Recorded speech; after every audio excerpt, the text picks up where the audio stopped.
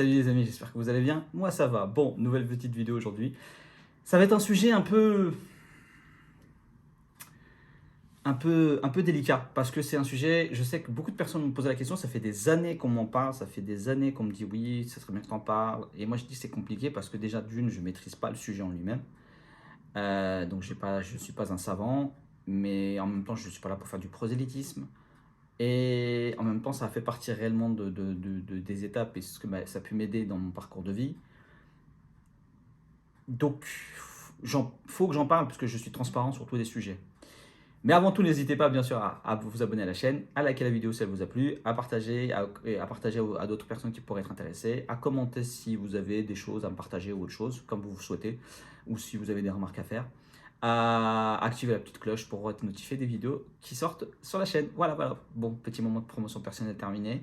C'est un peu le côté rituel obligatoire, enfin obligatoire, voilà, consensuel, parce que bon, voilà, on a tous envie d'une chose, c'est que plus le message est vu, plus il arrivera peut-être à atteindre des personnes qui ne l'auront pas et contrebalancer peut-être certaines choses qu'on voit beaucoup trop. Bref, j'ai pas la prétention d'être un sauveur du monde, mais si je peux faire ma part, je le ferai. Et c'est grâce à vous que je peux la faire. Donc merci pour votre soutien. Voilà, bref, le petit sujet du jour, le petit, hein, le sujet un peu délicat. Et encore une fois, je le répète, ce n'est pas du prosélytisme que je vais faire, c'est juste un partage de vie, de vécu. Je n'ai pas la science infuse, et j'essaye encore moins d'étaler une science en infusion.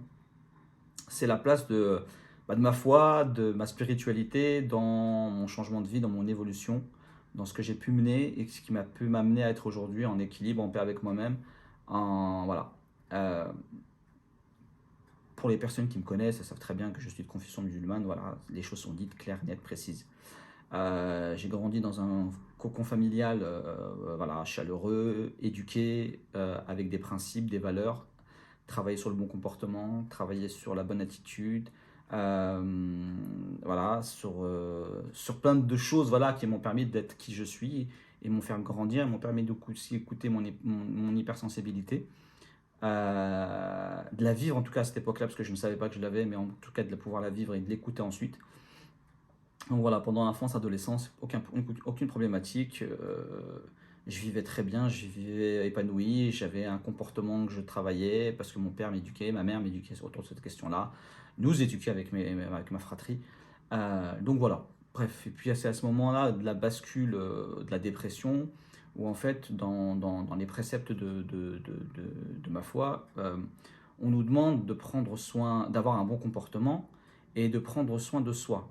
Que notre corps c'est une amana. Une amana en gros c'est le dépôt. C'est un dépôt, on a une responsabilité de ce corps. Il ne nous appartient pas, il nous a été prêté pour véhiculer, circuler et qu'on doit le rendre, on doit le traiter correctement. Comme on doit prendre soin de son âme, de son esprit, de son cœur, bref.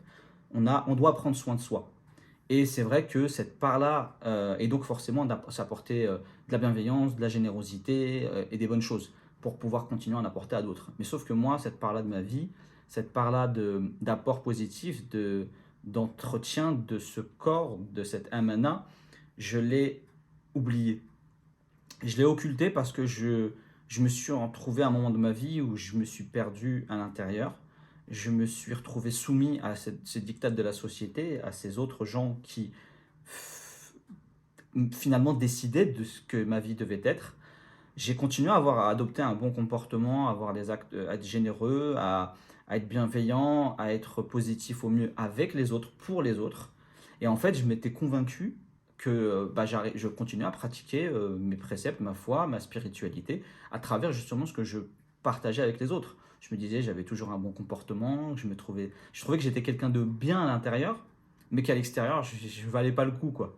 Et c'est ça qui a été l'erreur que j'ai commise pendant des années, mais dans laquelle je me suis enfoncé avec ce qui s'est passé, avec tout ce truc, tout cet environnement, pas familial, mais extérieur, qui a fait que ça m'a empoisonné, ça a gangréné de l'intérieur, et que j'ai occulté cette partie-là, cette partie spirituelle, cette partie religieuse, qui me demandait aussi de prendre soin de moi surtout.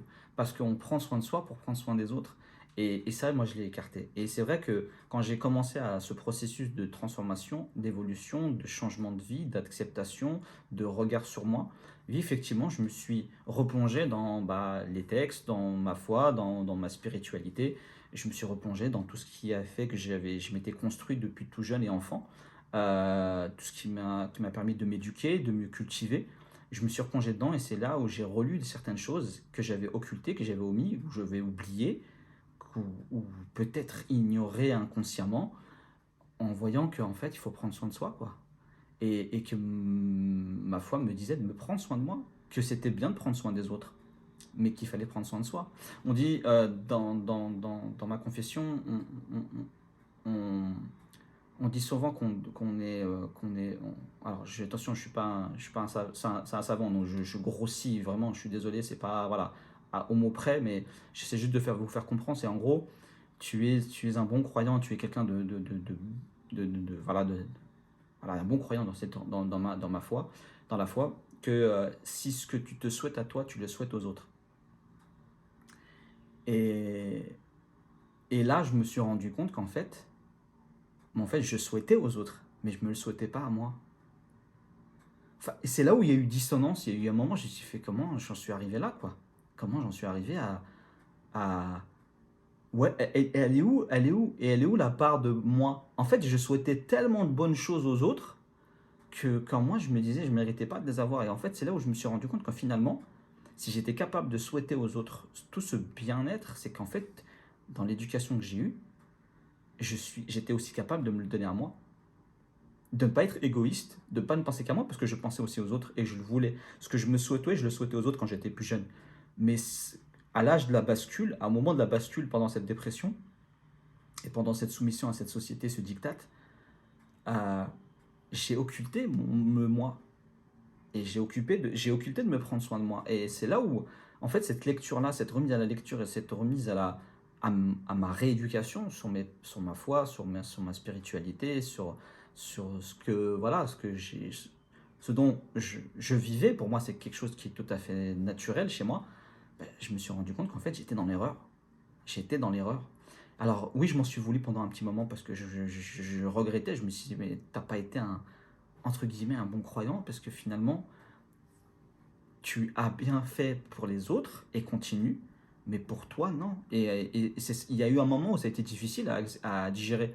Me dire que, en fait, je me suis pas appliqué à moi-même ce que j'ai appliqué aux autres ou ce que je donnais aux autres. Et c'était horrible à vivre parce que je me disais, mais attends, en fait, est-ce que je vais être jugé sur ça, quoi?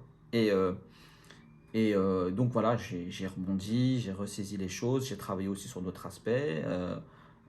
Mais cette part-là a joué beaucoup sur le processus psychologique de mon évolution.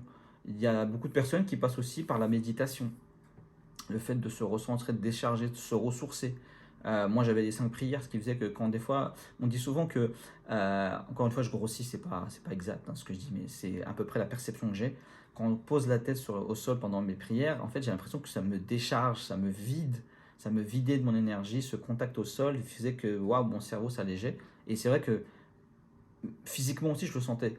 Mais il y a des gens qui ça sur la méditation, ça passe sur ça les permet de se décharger, de se vider. Il y a des gens qui passent par l'hypnose justement pour pouvoir aller plus loin au fond d'eux-mêmes, pour pouvoir libérer et décadenasser certaines choses et s'alléger de certaines choses. Il y a des gens qui passent par d'autres choses, l'acupuncture, d'autres moyens pour pouvoir justement ce côté spirituel de l'apport pour l'esprit, alléger le corps aussi à côté dernièrement, autrement, au sens propre comme au sens figuré. Donc, moi, j'en ai discuté avec d'autres personnes qui ne sont pas de la même confession que moi ou qui n'ont pas enfin, qui ont d'autres pratiques. Euh, et c'est vrai qu'on s'est retrouvé sur certains points, voilà, cette fameuse sensation d'allègement, de bien-être, voilà. Et c'est vrai que quand je discute aussi avec des psys, on en revient à peu près à la même chose. C'est vrai que ce travail sur soi, ce travail sur euh, le recentrage sur soi, le regard sur soi, la confiance en soi, voilà, ça a permis de. Donc, vous voyez, moi, j'ai un peu travaillé à la fois sur le volet très psy et à la fois sur le volet très culturel et la foi à l'intérieur qui a fait que ça s'est relié et forcément avec cohérence pour permettre de renforcer ce travail intérieur que je faisais sur moi-même et que je continue donc à faire aujourd'hui, dans le sens où tu continues à développer plutôt Donc j'ai compris qu'il fallait que je prenne soin de moi, que la amana, alors la amana, encore une fois je l'aurais défini, la amana c'est ce dépôt qu'on nous donne, c'est cette, voilà, ce corps ne m'appartient pas, c'est un véhicule que j'utilise et qu'il faut que j'en prenne soin, mais il faut que je prenne soin du corps, de l'âme, de l'esprit, du cœur, de tout son ensemble, pour pouvoir mieux prendre soin des autres. Moi ça me convient, c'est ma vie, c'est mon équilibre, j'en suis encore plus fort. Voilà ce que j'avais envie de partager avec vous aujourd'hui. C'est un peu délicat comme sujet, comme je vous ai dit, parce que voilà, j'ai pas envie de faire du. Voilà, les gens, il y en a certains de mauvais, mal placés qui vont s'imaginer que je suis en train de faire du prosélytisme religieux. Absolument pas, c'est pas mon truc. J'ai pas la prétention, j'ai pas non plus les galons, j'ai même pas le savoir pour pouvoir faire quoi que ce soit. C'est juste un partage, encore une fois, de cette part de ma vie que j'ai vécu et que je vis toujours, de toute façon, paisiblement en même temps. Voilà. Ça sera la seule fois où j'en parlerai, mais il fallait que j'en parle parce que ça fait des années, ça fait 2 3 ans qu'on me le demande, me le sollicite. Voilà, après, chacun trouve son équilibre. Je vous ai dit, il y a des gens qui passent par la méditation, des fois certains par des actes d'acupuncture, d'hypnose. Voilà, il y a des psychologues aussi qui sont intéressants. De toute façon, qu'importe le. Voilà, moi par exemple, dans ma confession, il n'est pas. Justement, aller voir un psy, c'est une bonne chose aussi. Ça peut amener justement un travail supplémentaire parce qu'on n'est pas tous en capacité de pouvoir euh, aller creuser au fond de soi tout seul. Et l'accompagnement avec un psychologue, c'est très intéressant. Ou un psychiatre, c'est très intéressant et utile. Donc ça n'empêche, l'un n'empêche pas l'autre. Voilà, ce que je veux juste préciser pour éviter que certains pensent que la religion, non, non, non. Le psy est à sa place aussi. Il n'y a aucun problème, ou psychologue, psychiatre, ils ont leur place. Bref, voilà, petite parenthèse. Ou d'autres médecines alternatives qui viendraient justement vous accompagner et vous aider. Voilà, c'est dit, c'est fait. Voilà, vidéo un peu compliquée, j'en ai sué d'ailleurs. Mais voilà, je voulais vous partager ça, j'espère qu'elle vous aura intéressé. N'hésitez pas à me dire en commentaire ce que vous en pensez, ce que ça vous dit. Oui. Voilà, encore une fois, je ne cherche pas à convaincre quoi que ce soit, je fais pas mon délire. Je le répéterai 15 000 fois dans cette vidéo, c'est incroyable. Mais voilà, je préfère parce qu'on est sur une période un peu compliquée ces derniers temps. Voilà, voilà. Bon, sinon, je vous dis, moi, rendez-vous jeudi pour une prochaine vidéo. Et sinon, sur mes autres réseaux sociaux, Instagram, TikTok, Snap, et ça y est, Twitch a commencé. Si vous n'êtes pas abonné, n'hésitez pas à vous abonner à la chaîne Twitch, Shams-2-8 TV. Et on fait des petits lives sympas. J'ai démarré tout doucement, c'est vrai que je ne l'ai pas encore annoncé sur Instagram, je préfère le faire en mode off. Mais dans la semaine, je pense que j'annoncerai le prochain live sur Twitch.